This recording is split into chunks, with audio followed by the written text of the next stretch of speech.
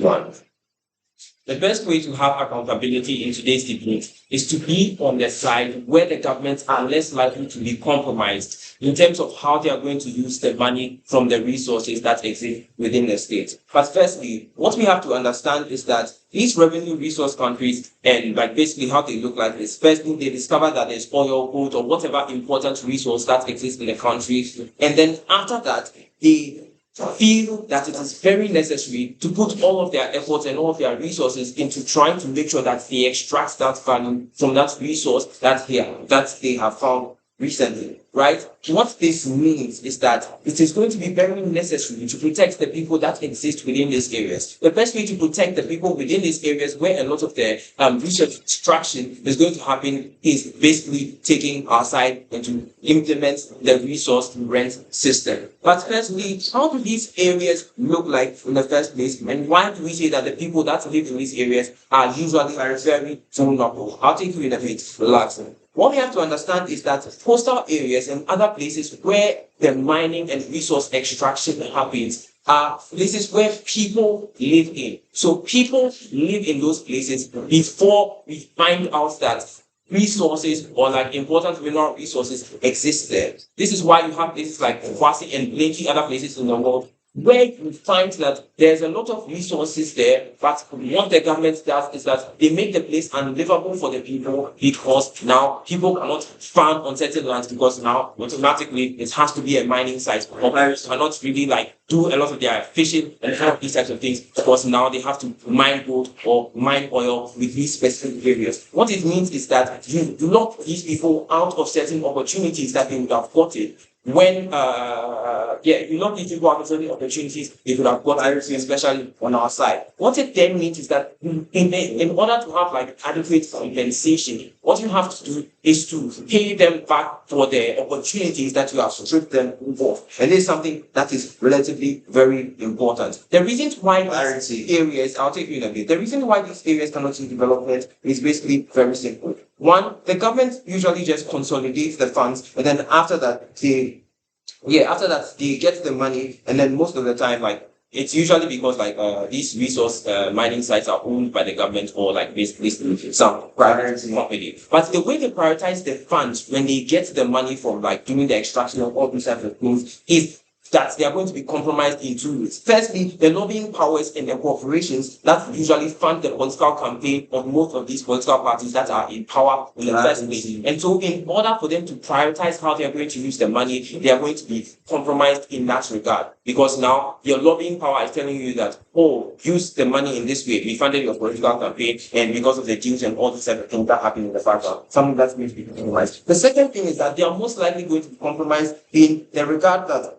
they would prioritize using the funds in the most politically important geographical areas. And so the areas where they most likely got more number of votes, or the areas where they feel like if they develop more, they will get more votes, and it's something that's going to be like important for their re-election incentive and all these types of things. They are more likely to prioritize these types of places, and so they are compromised significantly. Before I continue, first of all, explain to us what your rent money is like. Are you specifically shading into the areas where the resources are extracted, or the citizens? What are the certain calculations? How do you come to those conclusions in distributions? See, I think this is relatively very simple. To the extent that we are inconveniencing food, depending on like basically where you are living and the opportunities we are stripping you of, the likelihood that you're going to get a higher percentage is just higher. And so people who it has been calculated that they have been locked out of more opportunities are more likely to be given a higher percentage of the rent. People who do not exist in most of these areas would also get it because they are also in the same country. But it depends, and I think it's going to vary from individual to individual depending on your geographical locations in the country.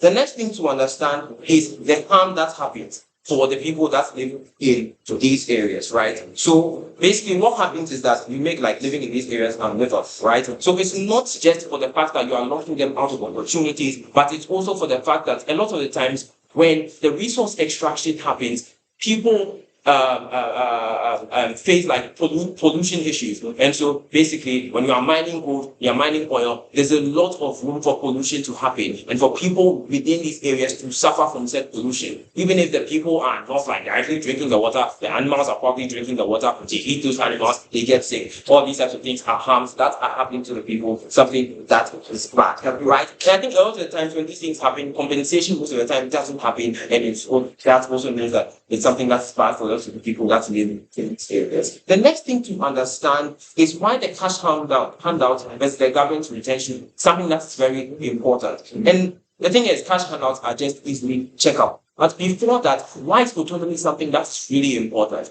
Because to the extent that you get the money yourself means that you are more likely to pursue your desires and things that you think are most important to you. I believe that usually most of the time when the government gets the money, they invest into general things that they think would be best for the average person in the public. What we have here, or like basically on our side, the resource rent plan, people get their handouts, they decide what they feel that money is important, they decide to use the money in the way that they feel is most important to them. And so if there are people struggling and their immediate needs is like basic needs like food and water and shelter and all these types of things, they can subscribe to those types of things and they do not have to depend and hope that the government funds the specific need in which like they are living, right? The next thing to then understand is why basically giving the resource rents is just easier to track and it's easier to just hold government accountable to the people. Why is this the case? Usually, when the government holds the money, they will tell you that, oh, we are going to do this and this and this and this for you because, like, we are keeping the money, all these types of things. They give general benefits to the people.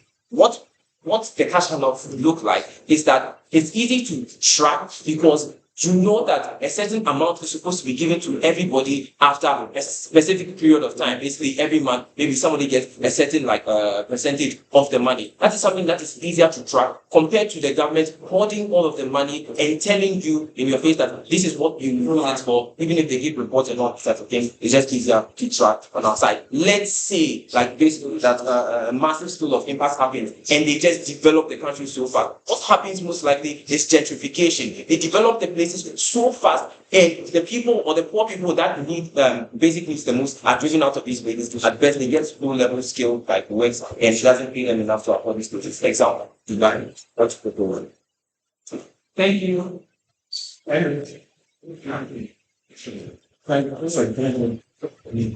guess. I'm gonna get out.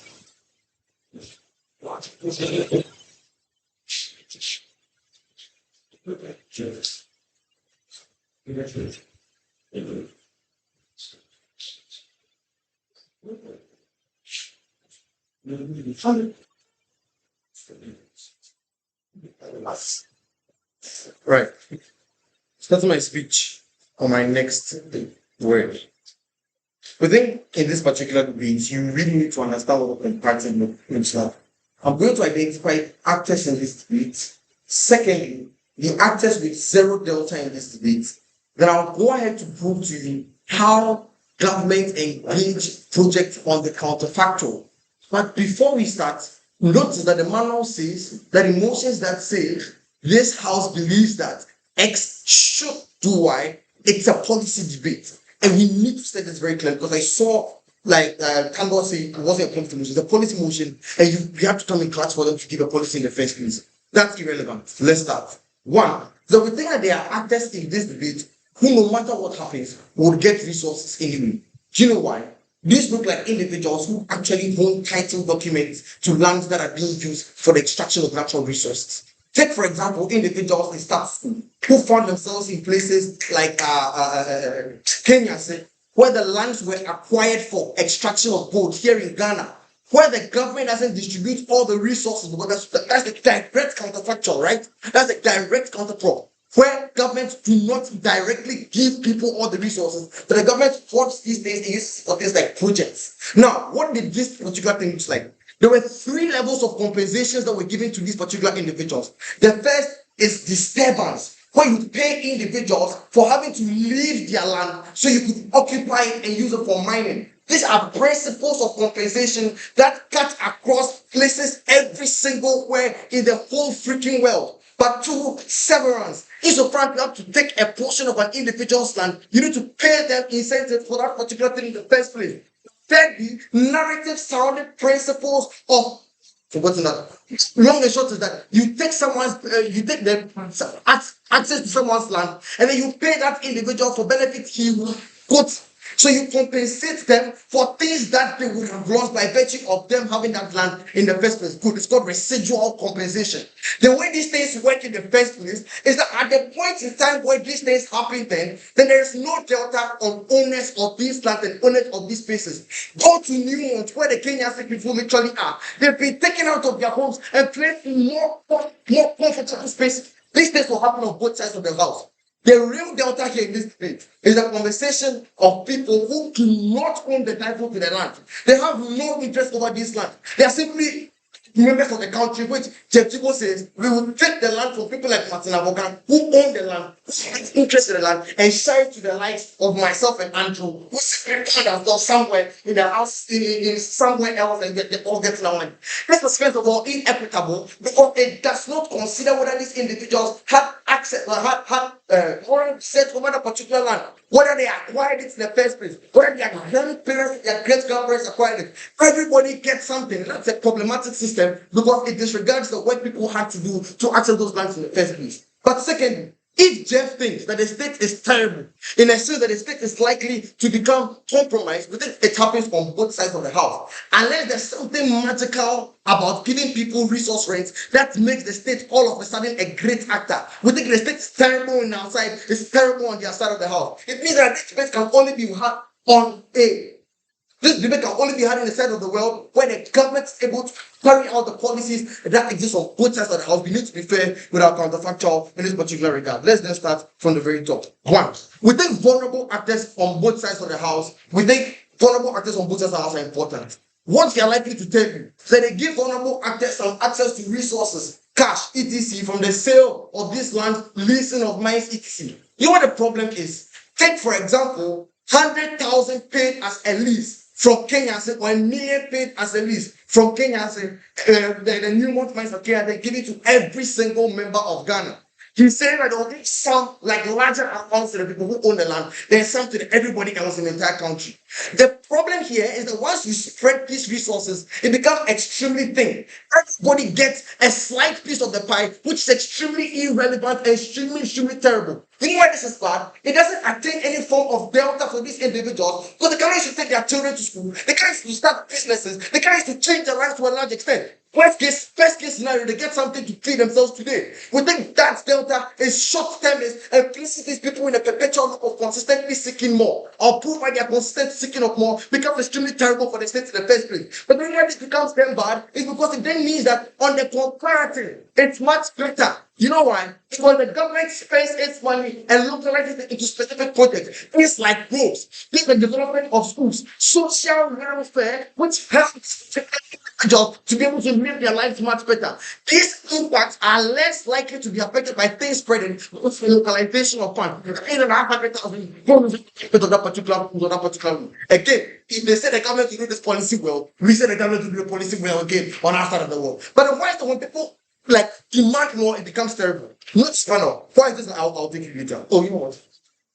So the comparative on their side is also that if they build the road, they are not also within the enclave of the road, you still get zero benefit. It means that marginal utility is still on our side. Again, so look at it like this, right? So you maybe are not in the enclave of the road. Maybe you're in the enclave of the road. Roads are developed and they are long-term projects. If I develop a road today, it affects the state for the next 50, 100 years. It's not about the pizza and the shawarma you buy today, it's about the roads that will affect your life in the future. Let's move on. But the thing is this, once you give people money, you give them an incentive to ask for more. Why? Because it becomes freebies. Individuals like freebies because they don't have to work for it and it kind of benefits them incentive. You know the problem? The point is when it becomes a policy the government does, people demand much more because they want that money in the first place. So why? You need to that the government is incentivized to engage more, selling more of these lands, extracting more of these resources, so they can get more money, so they can get more money, so the citizens can be happy with them and vote for them in the next election. You know the problem with this? One, you sell all these particular resources and you know, some level of state capture. Because private corporations now buy all the resources in the state, and there's nothing left for the average individuals and citizens in the country. Especially because a lot of the time they compulsory acquire these lands and they compensate you for that particular thing. If you have no choice in whether you consent to your land being sold or not, the government simply has every incentive to the land because they want to win the election tomorrow. You destroy the environment much more. You mine much more. Because they destroy the environment to a larger extent. We think in a world where you want to provide and protect the environment, it is much better to engage with particular projects which don't necessarily encourage more people to do these things in the first place. But finally, notice there are non-profit generating projects like roads, like electricity stations are very expensive. If the government doesn't do it, the private actors won't do it. Thank you. Yeah.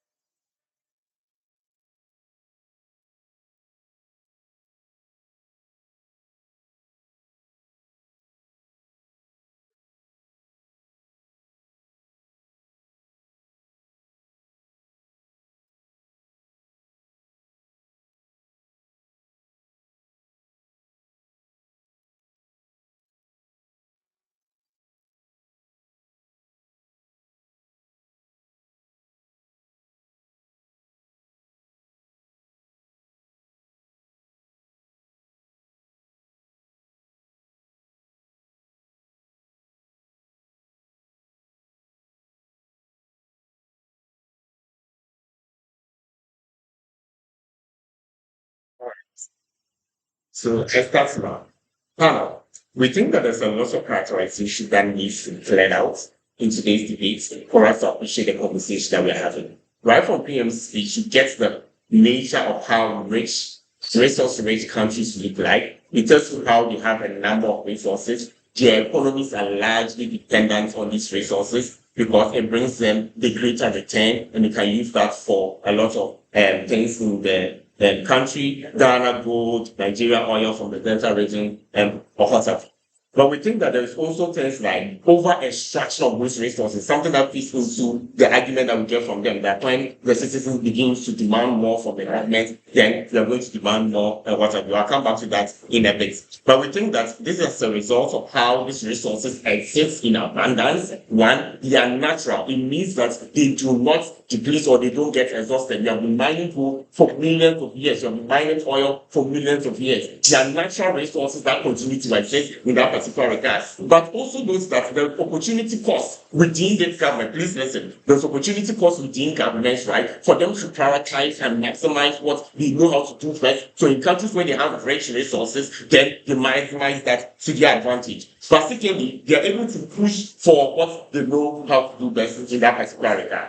But let's recognize that these resources do not exist at every place in the country. For example, if you go to Nigeria, there's a particular region where oil is deposited, the Delta region. Ghana is Atuabo, right? We have gold, the Aquarian rock existing all over Taka and all that. Obuobi also exists. So you can pick fractions. We discover lithium at Awase and all. You can discover specific places within the country where these resources exist. It's something that is important for us to recognize. What that means is that the people who exist at those specific places where those resources are extracted undergo a number of things. One, we think that there's disruption of the livelihood of this particular individual, the natives on ground. Two, disruption like things like farming, fishing, sacred grounds, and environment that they do sacred to. The impact of this is that we begin to deny them of the economic power that they get from their own livelihood. We need serious machines, serious expertise. You need to go and learn engineering because I'm able to mine resources. In vast majority of instances, the people who exist natively within India do not have those expertise. All that they know is their farming, is their fishing, natural. Your extraction is destroying all those things, and it's a bad impact for them. You deny them of their economic benefits in that particular regard. That's not alone. There's also environmental damage that is caused as a result of this extraction, right? We think there's things like and destruction of land, vegetation, natural environment. We begin to push wildlife, and the kind of living that these people are prone to begins to change very quick, drastically. But thirdly, there is health implications. There is so much pollution and all those things that impact the very health of citizens and individuals living under the direct impact of what these resources are happening. These are things that we think are important for us to recognize in today's debate. So, with this characterization, what then should we do? After we have gone through all this, distracting the life, the impact that we have had on the native citizens living in that country, should the government host all those resources and use them for things that they want? What we are proposing as government is say that no, we think that there should be a mechanism where citizens will be able to directly benefit and get money from these things. So they say that, oh, it's a policy motion, blah, blah, blah. We think that's not a policy motion, right? We wasn't directly speaking that this is how we move. But even if it's a policy motion, this is our model for it. One, government has information on citizens, people living in specific localities. They have information on their job types and what they do. They have information on how much the mining activities have impacted their lives. We think that people have bank accounts, at least they have Momo. We can send them Momo every month or what have you. Those are things that are important. But most importantly, like the response that you get from my PM, it's going to be dependent on the level of impact that this mining thing has happened to you. If you are under the branch of economic disadvantage or health disadvantage, then we're going to give you more money and all those things. We think that all citizens may receive, but it's going to be proportional depending on the impact of these things on your life, on your livelihood, on your health, and then the economic disadvantage that it has caused you. That answers that question in that particular regard. But the next question that we need to answer is why is that government is very bad to retaining money? We think the government is very bad because they have bad priorities when it comes to accumulation of wealth and money and resources. On a number of reasons. One, it's the kind of political war that governments have in terms of systemic. In our world, we are institutionalizing a system that ensures that governments recognize every citizen of who they are and ensure that we treat them fairly as a result of the resources naturally abundant in their locality. But more so, if they are largely affected or damaged by the kind of extraction that they are happening, then they need to give in more of the money. We don't do those kind of political war and how they will use this money to kind of construct road when it is time for elections and all those things. We reject all that. But secondly, there is also the bad prioritization of legacy projects that government continues to prioritize, right? We think that they continue to support individuals who voted for them into power. In our work, we take care of all that when we institutionalize, right, through the model that we have given you, right, to be able to directly ensure that members and citizens are able to get this direct benefit in that particular way. Before I go on, yes, close to Yeah, so the question is it every single person in the country getting a level of benefit, or just the people that exist? So I've answered that question in the model, right? Let's just engage. Okay. So another thing that you get from this side, so always saying the mining impact is so far notes. The mining impact is continuous. It's not just because I have a land here, you have come to take a lease and then you're taking over the land. I am displaced. My livelihood is affected. I'm still living within the jurisdiction of where the mining is happening. Continually, there is pollution. Continually, there is destruction. So we reject the claim that the impact of mining is just once. So we contribute or compensate to once, and that is all. We think that it is something that continues to happen as long as extraction and all those things is happening. It continues to please the environment. It continues to ensure that people's health are compromised and all that. That is why we have to consistently give people money so that they can address themselves in that particular regard. Government will not do more. But why is it that distribution of cash to citizens is something that we prioritize? First reason is the increasing of the purchasing power of citizens. We think that this is something that is very important. It looks like we're giving citizens the ability to choose and make decisions on themselves on the back of economic opportunities. So if I deny my economic opportunity of fishing, of mining in that particular regard, I am receiving money at the end of the day. I can decide use that money for whatever that I choose to use that money for, to feed, to pursue education, come into mining and all those things. We think that the impact of that is independency of government. It's something that is important for us to prioritize in today's debate. Thank you.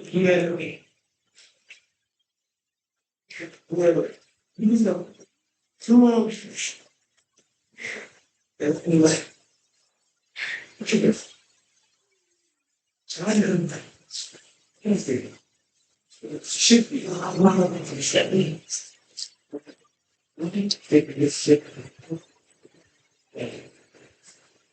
Okay.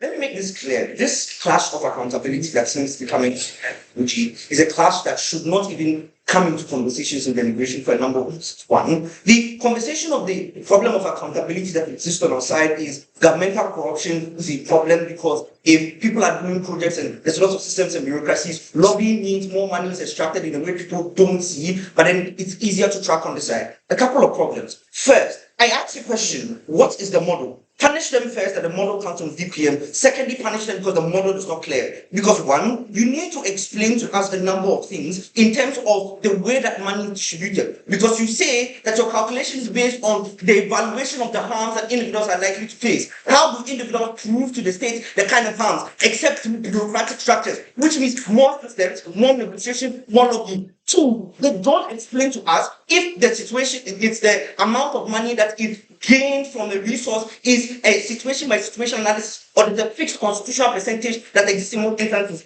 Three, they don't explain to you whether the money is going to come at once or in bits and pieces over time. All these distribution questions are important for explaining whether there will still be lobbying negotiations that can still happen in the bureaucratic structure for accountability. If bureaucracy is what creates corruption. Okay, on both sides, it's either it's very great bureaucracy that there's no corruption, or there's absolute corruption because you don't prove a marginal utility there. Which is the first reason why OG is losing this debate. But let me get more to explain what Matthew tells you that explains to you why we win this debate. First thing, let me start with the last thing Matthew says. Matthew says private actors don't have the incentives to do the resource incentive things that are important for state functionality. I'm looking at like the provision of electricity, the building of affordable education, affordable healthcare, and things that are basic for individuals to have access to. The private actors are in there for the money. So oftentimes, what you even see is even when they want to engage in these sectors and make it expensive, they even leave other amenities. Like somebody can build a hospital on a bad road and not decide to fix the road in most instances because they don't take their job or particularly comfortable in most instances. Explaining to the incentive. What it means is you need an actor always is able to do these things in most instances for the average individual. Problem is, it's resource intensive. Means we must afford governments the opportunity, any means necessary to retain capacity to continue to do these things for these individuals. Response can't be give them the money they can afford, the private services that these individuals are coming, and giving the explanation Matthew has given you. And I'm going to explain to you, even if there's affordability conversation aside, there's still a problem in most instances. Let's get to the conversation on the utility of resource distribution. The first thing is, we don't think from our side that the money that will be distributed in their rent system would be enough to be meaningful to the lives of individuals in most instances. Here's the extra reason that I need to add what Matthew says. Most resource-rich countries, Ghana, Nigeria, South Africa, most states in the global south, have the largest populations in the world. What that means is the percentage distributions for the many individuals and every citizen that you want to cater for means that it goes as a individual. China becomes what's the difference between a poor person in Dambuga and a person in Accra that is directly affected by whatever thing that you see as happening. That you need to give the poor person in Dambuga for small money than the one that exists in Accra. They need to explain that distribution mechanism. I'm going to explain that the analysis of harm is so bad. But then even if it's enough, let's assume we give them good money. Let me explain. There's a problem of artificial inflation that you create. What happens is, every time the government makes a deal and distributes money into the accounts of individuals, assuming the bureaucracy works and their systems work and everybody gets the money, is that individuals have the capacity to purchase even more. Sometimes, a lot of in resource and rich countries, the problem is a lot of resource rich countries aren't secondary industries. They're oftentimes extractive industries that exist within these places, means that the things that individuals need to use their money to purchase directly that affect their lives, like the processed foods, are things that are not supplied, do not have the supply mechanisms within the countries in most instances. What does that mean in most instances? The supply that exists often depends on export, which means you can't guarantee at all times that supply will be able to meet the demand that exists in the country. Problem: if people have more money than their supply, you create inflation because it is the highest bidder get access to that resource in that situation, that kind of economy. It means sort of inflation that exists. And the problem with resource-rich countries like you see in Ghana, it's when prices go up, they never fucking come down because people are scared that things will go up again, and so there's always price gouging that exists, which means for artificially creating a problem that exists in most instances. But here again is why the model was important. Because if the conversation here is how it is distributed, the inflation is far worse if it is huge drops of money entering people's accounts at once. But even if it's small distribution periods, here's why it's also going to be bad. Closing. I think Paul has done a good job at pointing out the problems with them. But there are models that show how these things are distributed. So things like investment into the area and royalty. No. The most you're asking to depend rent, direct cash and live down. Don't come and say you invest in anything else. Now assume that it comes in groups, reasonable percentages into individuals' account. Matthew points out to you the political cycle that exists. If individuals have a direct benefit, it comes from the destruction of the environment. You reduce the incentive to protest, to fight against the government when the government oversteps its bound in its excesses in dealing with the problem in most instances. Why is it so difficult to deal with Galamsey? Because average small-scale farmers from Galamsey, you can't get them to stop. The difference here, you don't want to add to this problem because now me living in Accra, the biggest from it to go because fine happened. I'm going to get the money to my account in most instances. You think that is bad. Secondly, the only group that benefits from this small dose conversation here is poor people. First thing, the analysis that they will run on their side that help poor people, still poverty is a consequence of lack of capital. We think oftentimes it's a lack of capacity to engage in economic structures that give them access to resources, like having right academic qualifications. It's properly in our world because if we give the money, we do scholarships, we build free schools, individuals get those capacity to make their instances, or we can even give startups free capital or to do tax breaks. Means more money exists, poverty is reduced in most instances. Last conversation on environmental compensation that will seem to come from this side. It assumes that the money they'll send to you is proportional to the harm that you're going to experience. Can you quantify the monetary harm? Somebody giving birth to a child that is mutated because they've been exposed to lead from a mercury that is coming in their water. Malicious analysis is not based on any directional proportional principle that can be justified on their side in most instances. What it means is it is optimistic, and it means what you and then do is that how to continue to exist in the past, and the money never really solves anything for them, and it's fine that it's happening because the government is giving money. It's not what we want on our side. We think government should distribute. Thank you. No problem.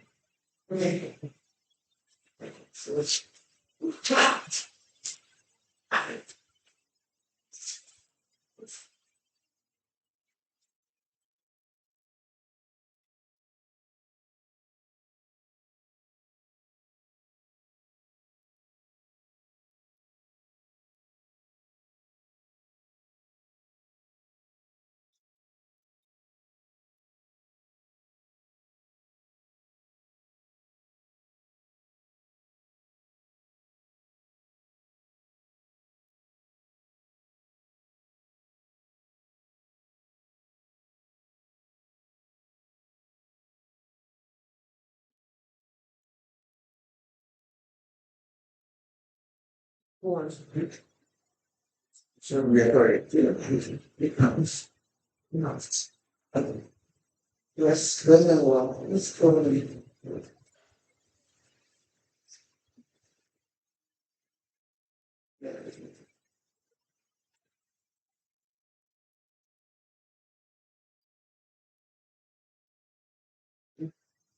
Yes.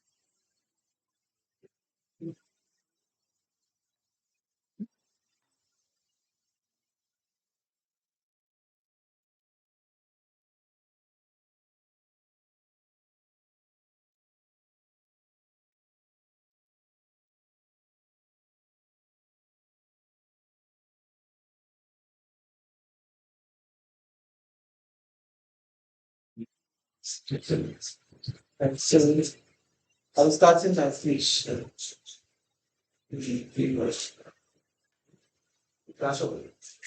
starting my speech in 3, 2, 1. From closing government, we cannot bring a new model because to be against the rules of the nation. But we can explain how reasonably it is done in a lot of areas. The POI that I asked to Kattah is that in a lot of instances, those people who run the mining operations return some investments into the areas through things like royalties, through things like investments into the areas. The only difference here is that we are converting it into hard cash.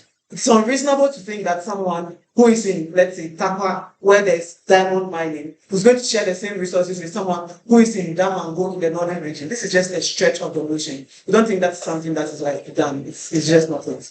It means that we can stick to the idea that instead of the royalties that comes to the area or the investment that these mining companies invest into the area, through things like the schools or hospitals or scholarships they give, they are given hard cash instead. And this is something that is reasonable.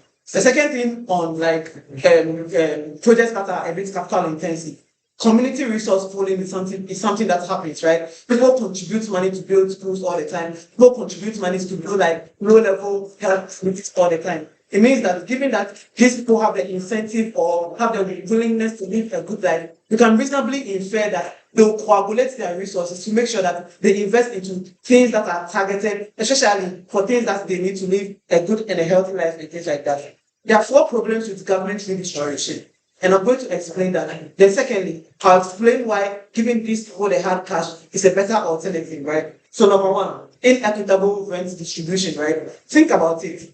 Opening government talks about political incentives, which makes like government spend into areas that are more of their stronghold than other areas, right? But this is just one of them. Sometimes, because of economic feasibility, let's say that instead of the expressway passing through certain towns, we'd rather want it to pass through certain towns. Why? Because more goods pass through those areas than other areas. It means that sometimes, because of the economic feasibility of the project, we have to necessarily put those projects in other areas rather than other areas, right? These things contribute to the inequitable nature in which sometimes structurally resources or rent has to be redistributed and things like that. Number 2, weaponization of rent, right? Where governments directly target areas that are anti-them. So, for example, in the Ashanti region, NDC government refusing to build certain structural projects or reducing the scale and scope of some of the structures because they are just an MPP stronghold and things like that. Number 3, it looks like corruption and things like that, which is something that we cannot run away from, right? We're not saying that government is just corrupt on their side and it's not on our side. The point is that when you expose government to a large amount of money, the ability of propensity for them to engage in corrupt activity is higher, right? It means that when we take away the rent or when we take that government out of them, we reduce the propensity for them to become like this in corrupt and things like that. And number 4, right? Resource extraction as the cost to the people, which is something these guys argue, right? So number 1, looks like you directly bearing the brunt of the mining activities. Looks like when they cut the trees, because of how it disturbs airflow in your area, you are not able to live a comfortable life. Why? Because the airflow mechanisms has changed in your area. It looks like desertification of your area because forest reserves or forest areas which are supposed to help maintain the climate or the weather of that area is severely depleted because of things like lumbering and things like that. All of these things means that the people who are closest or bear the brunt of these things must get some form of benefit to some form of targeted benefit to their needs. The problem is that because government has other priorities and because government has to distribute resources at mass, they sometimes ignore some of these people and give the benefits to like larger populace and things like that. So for example, like I said, building the road, instead of, let's say, the road going through a particular mining area, because of things like economic feasibility and things like that, it will have to go through other areas, which means that the people directly in the area that are bearing the brunt of these things are not enjoying it. Yeah. Why is that when we use the system of distributing hard cash to the people, let me say coaching. Yeah, already identified that on both sides of the house, insofar as there's acquisition of people's land, compensation is paid either ways. What you have to pay is rent, and why that rent has to a dealt. The same thing that they said, right? Because of capitalist incentives, they intentionally build some of the structures to just solve themselves of their responsibility. It's the same thing. You are going to negotiate against powerful entities and things like that. What makes you think that they will compensate you up to the level that is required and things like that? All of these things are things that we cannot ascertain, right? We think that in the very least, having hard cash gives us the agency and an autonomy to spend the money in ways in which we desire, right? Something that this guy said. I'll give you my station. Yes. Yeah, extraction of one jurisdiction affects people in other things. Yes, which is why there are trickle-down benefits, right? Like Opening said, when they build the road, it's an economic investment, right? Maybe you are having the brunt or the third-party implications, but the fact that you also use the road to shorten your travel distance means that they're also having secondary impact, right? We think all of these things don't exist.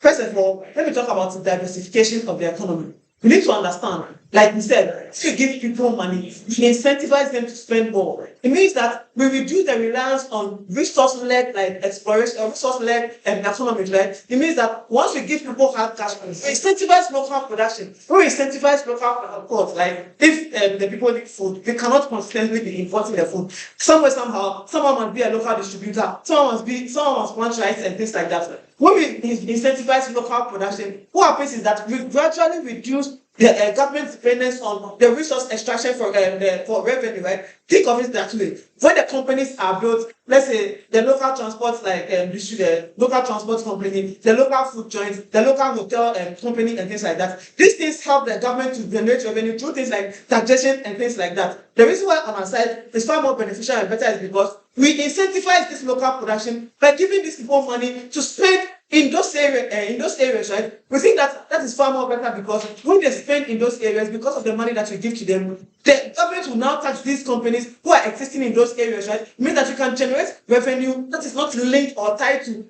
these mining operations and things like that. It means that generally we also reduce, like in the long term, our dependence on resources, which will further pollute the environment and things like that. But secondly, the consumerism, right? The more people consume, the more we incentivize production. Why? Because you cannot indefinitely hold supply and let demand skyrocket, right? It means that we open up economic pathways for people to create their own businesses and things like that. Number three, targeted projects. These individuals, when they have money, they can do their own things that they need, right? Based on their current needs, rather than government distributing it based on political convenience or what they need the most. And lastly, reduce bureaucracy. Something this guy will explain to you. Proud.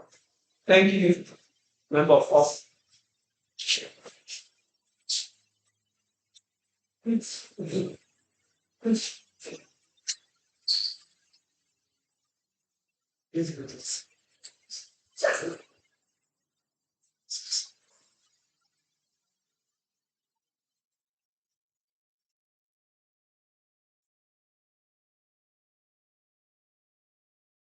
Member of this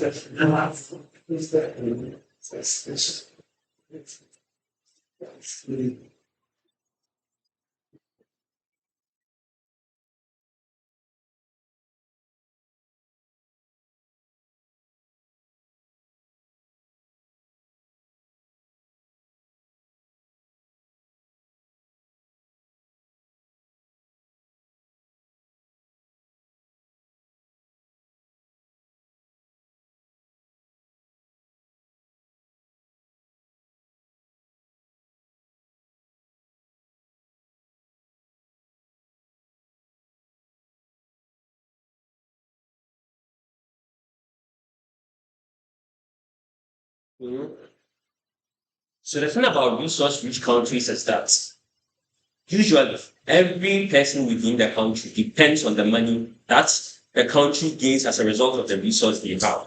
Not in all instances, but in most instances. This is because as a result of them having the resources, they are probably supposed to invest in other aspects within the country, but they've usually not done it for reasons beyond good. I don't know why. For example, take Ghana. We have resources, and that's what we use to do the things we do. That's what we use to get like most of our revenue.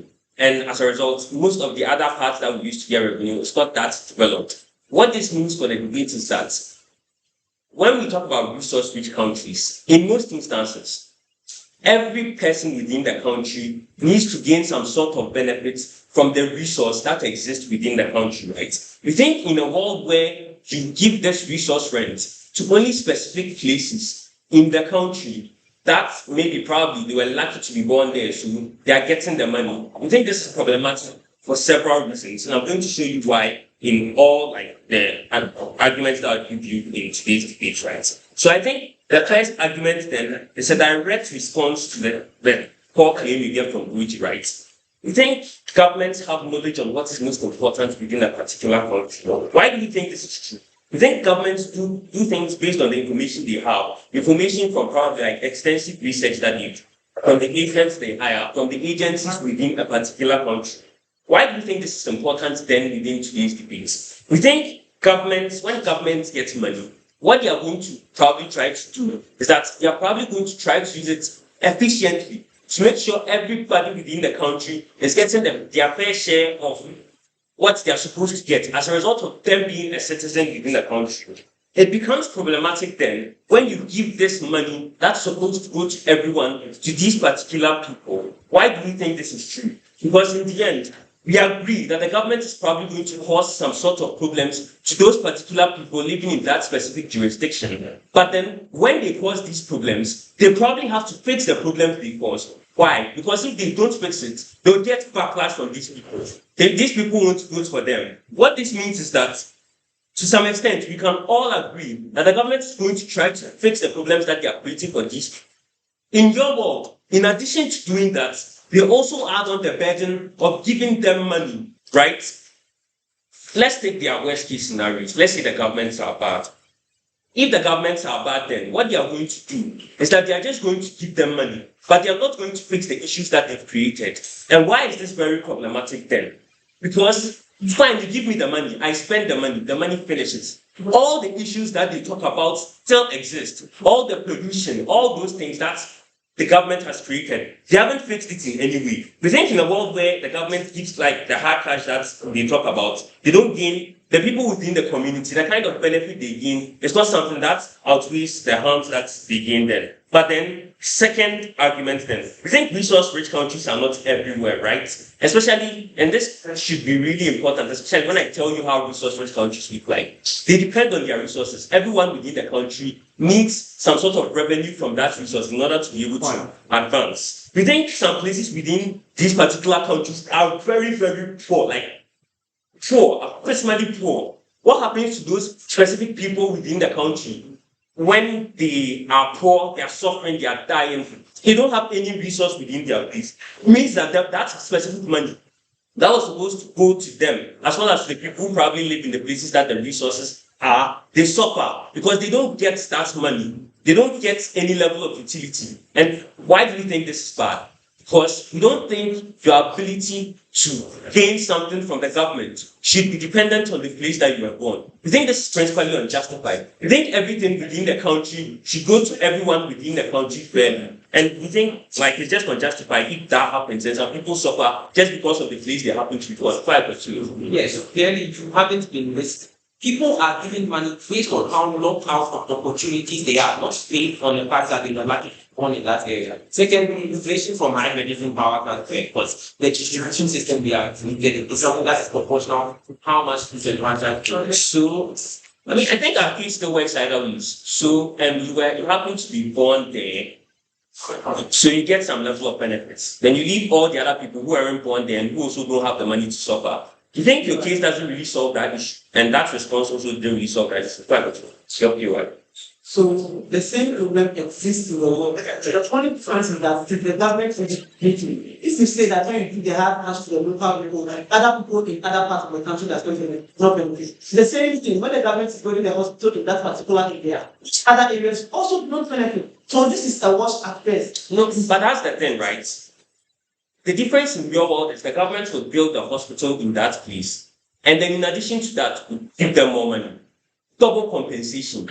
Why do we think that is justified? You have to explain why you think that is justified. But then on to like more arguments, right? We think, and this comes from the POI that Darren asks, we think harms usually go beyond a particular area. Why do we think this is true? And so, for example, when people engage in mining practices, and there's a particular river that happens to close the mining place, right? That river is polluted. It's not about rivers, is they move along like a long place. So it probably all the pollution that affects that river and everything that's the destruction that river has been caused as a result of the mining or whatever moves on to different aspects within the country. We think in your world, what you do then is fine, you have catered to the people who are at the mining sites, the people who would probably suffer more to some extent. But then you leave the other people who would also suffer as a result of the same mining, just because they happen to not be born in that particular jurisdiction, right? But then lastly, think in your world, what happens to like future generations? Because we think this policy is one that primarily focuses on people in the now. We think the government, the thing about the government is when they enact policies or when they do the things they do, they have to holistically think about the the projection that the country is going to go to, right? We think in your world where government primarily focuses on specific individuals within the community and just like give them money, they lose out on benefits that they could have gotten later, right? And why do you think this is bad? This is bad because I already tell you that the government already have the incentive to try to fix the issues that exist within status quo, which means that in your world, government could have probably bought things like bonds, like foreign reserve, national with that specific money. But they don't use it for that. Instead, they give it to these people. These people spend it. The money is probably not that much once it has been split across like a majority of. And those people spend it, the money finished, they don't really gain any benefits. I think in your world, there's just a lot of problems. Government with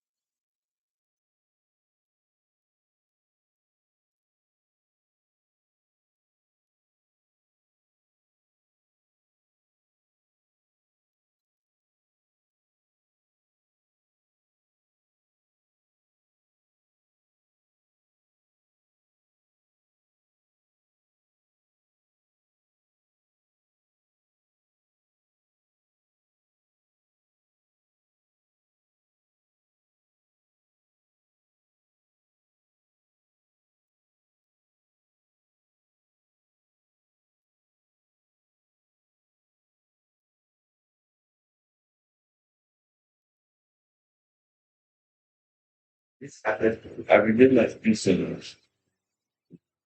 Wow.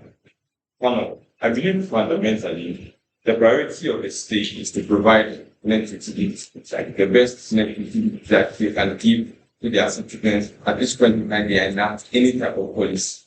Why is it important to this debate? Because for people to ascertain what they see as utility, they need to decide what is good for themselves, what they can like achieve happiness or etc. Why? What for you can ascertain utility? You need something that's called agency or training. You need the ability or the capacity to be able to decide what your framework of utility is or how you are able to get more utility in your world. But before I continue to our cases, let me use a lot of cases from open opposition. Open opposition comes to tell us that vulnerable actors are important. And that's very true. Vulnerable actors are also important in our world. But let's get to like what they mentioned, like exactly. They mentioned that people receive little proportions like from the redistributed funds, so it's not enough to affect their lives. But what do we say? We say that people actively criticize the government for misuse of resources and are very suggestive of what state funds should be used for. This is the case where there's a responsibility shift. This means that the people now possess state funds now, and they exist in coalitions, they exist in communities. So now they can enact on the suggestions that they were given to the government because it directly affects them. But let me continue. They also talk about the comparative that, they also mention that government projects are more effective to the lives of the people in the states. But government can still enact projects because they still acquire funds from other means. That is like export of resources, taxation, bonds, aid, etc. The government still receives state funds from other means. It means regardless of whether they take the resource rent or not, they are still going to receive state funds and they are still going to have the mandate to serve the people national things that they need, like hospitals, etc. But they also mentioned to us that there's going to be greater incentive for privatization of resources. Why do we say people are more likely to prevent this? There's going to be an incentive to keep the sustainability of the resource rent money rather than one-time compensations. Why do I say this? Resources can be used, but restorative frameworks will be enforced, especially for replenishable resources. People see that there's a means in which they can directly receive funds from state resources that they do not solely own. This is going to incentivize extra effort for people to want to preserve these resources. Let me quickly Most governments have incentives to win elections They have every incentive to grow food for them to eat, promote in poor communities. The delta is much better because this is long term, even if these are campaign taxes and not some small money that anyone in that particular community needs to get. These are campaign tactics in targeted areas. And why do I say it? Because certain political parties are not going to like do marginal improvement in states that they know that regardless of whatever they do, they are not going to vote for them. Like NDC is not going to do a lot of improvement in Ashanti region when they exist in government for 4 years. Like let me continue. But what do they also tell us that there's going to be more resource destruction? Why do we have more resource preservation in our world? People are more likely to preserve the very resources that directly distribute funds to them. Why? Because they are proximate to the benefit and can directly feel the impact of these funds to them. Regardless of it not being enough, there's still coagulation that exists. People coming together and actively putting funds together for things that directly affect them, directly affect them in their communities, etc., and will like bring funds together to execute it. But also, people know what is getting them this benefit, which is the state resources, and they are more likely to preserve them. Let me take a few words. If people are directly benefiting from the extraction, there's no incentive to preserve because it's the extraction gives you the money. If you also want the money to use, go talk to your DC, vote better. People are directly like benefiting from the extraction, yes, but it's like people are more likely to put effort to prevent distraction from extraction. Why? Because they would want to sustainably continue to receive more income or get more rent from the same resources. Don't like be more likely to pressure companies to plant more trees when you come and like use our timber resources, etc. Because they are directly feeling the impact of the money that they receive and they will want to benefit more. It is basically a game of incentive. But also, let me get to old case on one of their biggest cases is on inflation, and I'll get into that when I get to this, which is like my members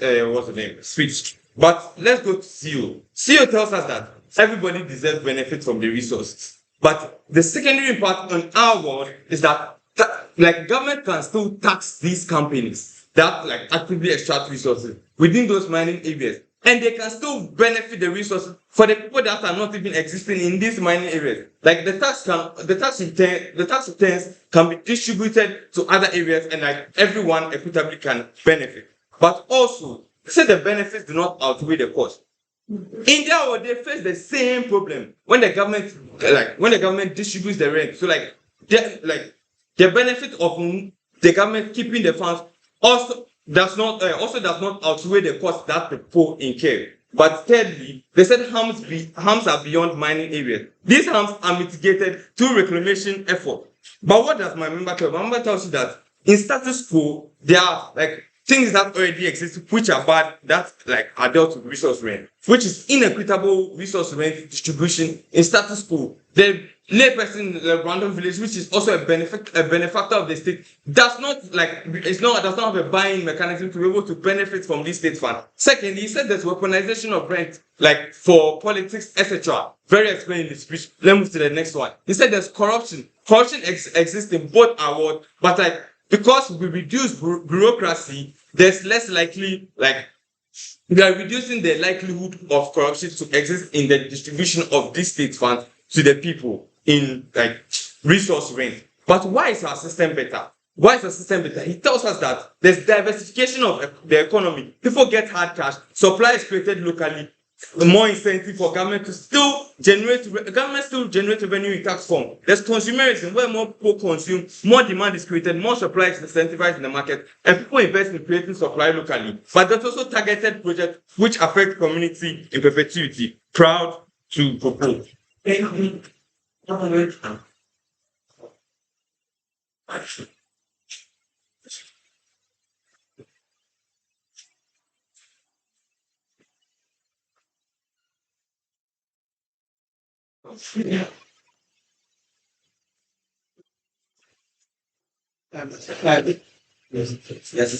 Now, Oh, you can see it. Yeah. 2 things. yeah, I did.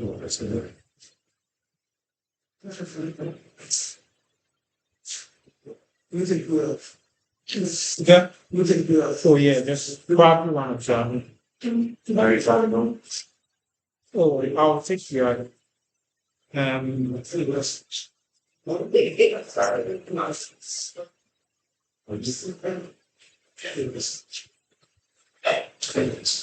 so yeah. Yeah, I'm looking for something I will have. Okay, so I begin in 3, 2, 1. You have to notice that when it comes to things like political governance, it's not every single human being in the democracy, especially, that can be satisfied. It means that anytime it's actually pertaining to democracy, then the way we actually use, the sort of metric you normally use, is a level of mass utility. So how many people are actually getting it? But secondly, the sort of future generations benefits that that is actually going to be accrued in that regard. Because aside the sort of benefits that is coming to the mass utility at that time, the benefits that is going to sustain the future generations, because all we actually do is to achieve societal progression or human evolution in that point. What this means is a few things. It means that,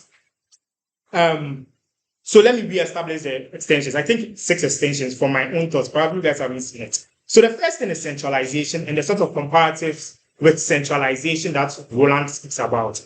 It's because at a point where something becomes centralized and you can consolidate the funds like these people actually seek, it means that enacting things like buying of bonds, assets, national reserves, etc., is something that is quite very easy and something that can be easily achieved. It means that things like future generations benefits are things that are very, very easily achieved in that regard.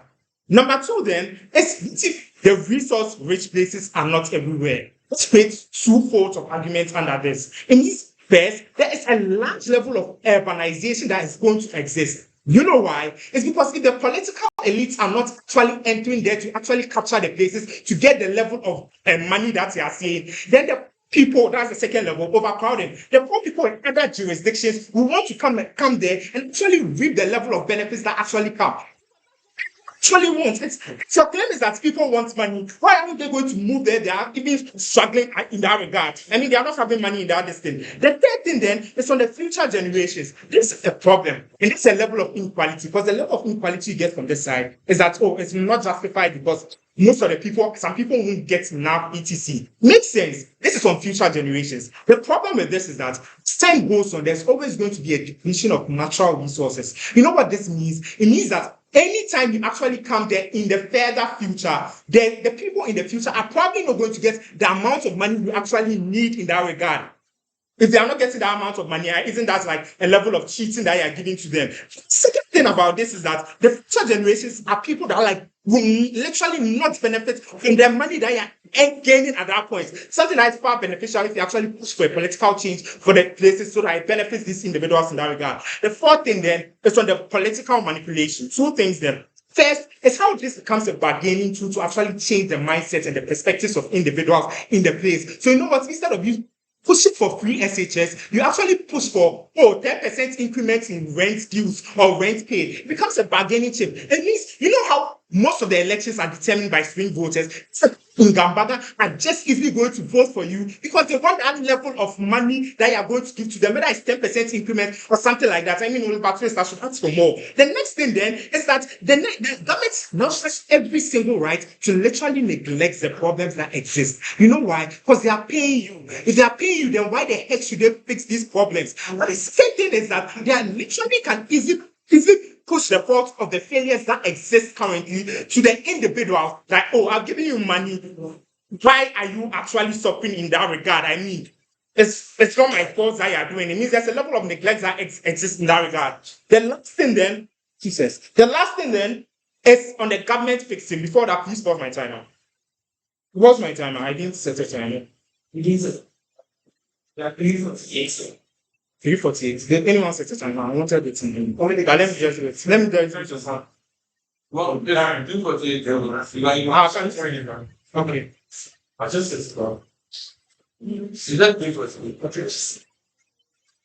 I'll start with this.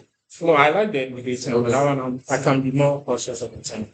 Okay, so I resume in 3, 2, 1. The fifth extension is on the government fixing. Because what he established to you then is that it's a double punishment on the government, given the fact that, and this is what this guy tries to re-establish in his QI, something Rowland has already established, that because of things like 10 years, etc., the government is constantly incentivized, regardless, to do some level of profits for these individuals. It means that these individuals are going to get a level of hospitals, schools, etc., and I now have to pay for a level of compensation for these individuals. It's a double punishment, and it's very, very unfair and unjust to the government in that regard. The next extension then is on the spirals of the jurisdiction. Why? When I excise examples of rivers, not only rivers, but maybe the rivers don't flow in Accra, maybe it's true. But things like fish prices are going to increase. Things like diseases that come from the fish prices because of like the bad things that happen. The problem is that we are only compensating those that exist in the jurisdiction. It means that there's a level of inequality that exists, that people that are outside the jurisdiction do not get it in that regard. The next thing then is on the economic repercussions. I think this guy has explained how like there's a level of demand and that reshapes the economic sphere of the country. What you are going to analyze to you is that there's now going to be a higher cost of living due to the influx of cash. So influx of cash, things like rent becomes very high, things like jobs, etc. actually become very high. Probably you are going to meet everything these people are pushing for. It's just that the format of these things are very, very detrimental to the individual's current livelihood in that regard. You feel why? So on urbanization, there's mobility control and price control. Quota systems can be set up. Next. Yeah, so our claim is that this mining activity site can with opportunity, but the removal of individuals. So and the health implications, like the river example. Yeah, I get it. I mean, I'm saying so that I think my case comes after that. So it's true, they are getting the money.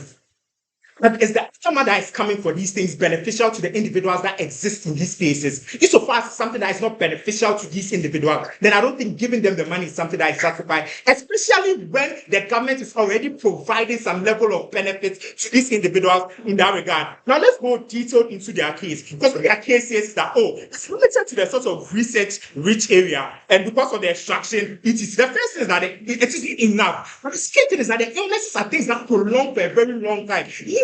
They are giving them, it's very tokenistic. It's something that's actually making a level of benefit. The next thing then they say is that, the funds is redirected into political areas. One, these things do not vanish. You know why? Corruption is going to happen in the distribution system. It's still going to happen regardless of things like this. But the problem is, these things are accessible. So Accra, you can actually go to Accra. In the Gambari place, you can't go there. You know why? Because you can't live there. There are things that, it's something that you cannot, it's a space to live with.